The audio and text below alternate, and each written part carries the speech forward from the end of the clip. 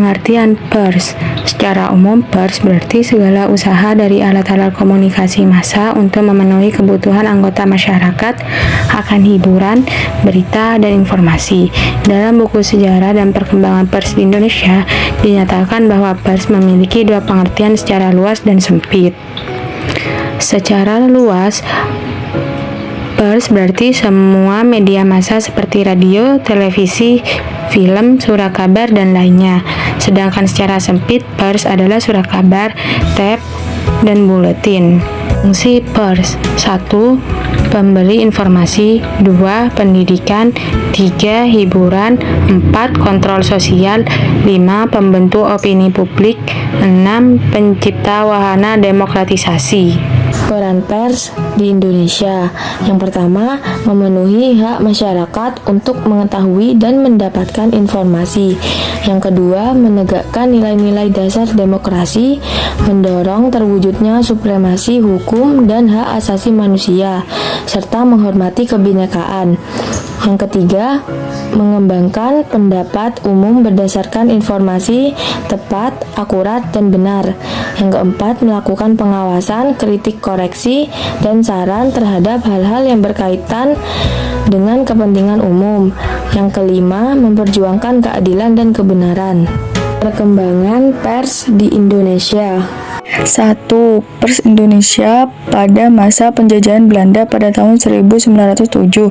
Golongan kaum ningrat atau priyayi memelopori terbitnya pers nasional, yakni Mingguan Medan Prijaji. Pemimpin redakturnya adalah R.M. Tirtawa di Suryo. Pers Indonesia pada masa penjajahan Jepang. Pers masa ini mengalami kemunduran. Pers dipaksa untuk mendukung kepentingan Jepang. Akhirnya pers hanya digunakan semata-mata sebagai alat pemerintah Jepang. 3. Pers Indonesia Revolusi mempertahankan kemerdekaan. Pada masa revolusi mempertahankan kemerdekaan Indonesia. Konsentrasi perjuangan bangsa diarahkan untuk mempertahankan kemerdekaan dan kedaulatan negara Republik Indonesia. 4. Pers Indonesia pada masa Orde Lama. Pada masa Orde Lama, dengan prinsip demokrasi terpimpin, pemerintah menetapkan asas manipol usdek.